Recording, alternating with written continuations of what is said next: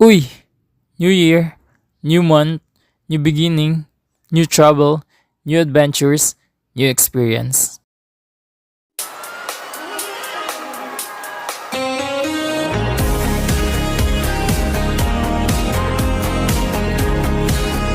Ngayong unang buwan ng taon, samahan niyo ako. Tara, Tagaytay tayo. Hindi dahil broken ako or finding someone, kundi for restoration state.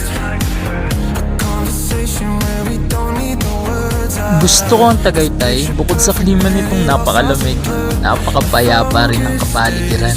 Kalmadong kaisipan, wala kang hinahabol na oras dito. Walang mga taong toxic, di tulad sa opisina nyo na ang daming binubulong. Dito, ibubulong sa'yo ng hangin na malaya ka. Malaya kang makapag-isip, malaya kang magdesisyon sa buhay mo, malaya ka kahit anong gawin mo.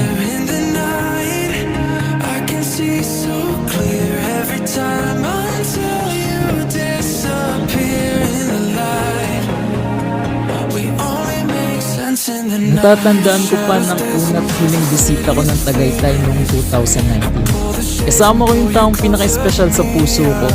Pero nung unang punta ko ng Tagaytay, yun na rin pala ang huli. Sapagkat iniwan niya ako dun mag-isa.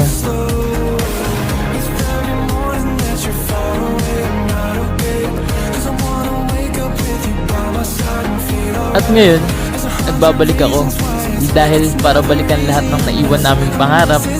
Nagbabalik ako dahil gusto kong bumili ulit ng kape sa Starbucks, magbasa ng libro habang nakatingin sa napakagandang tanawin ng Taal.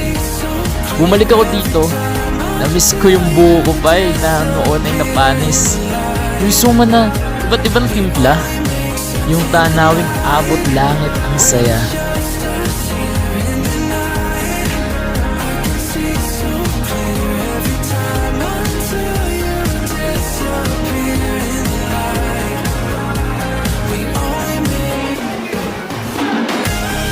Ikaw, papakain ka na lang ba sa kalungkutan ng mundo?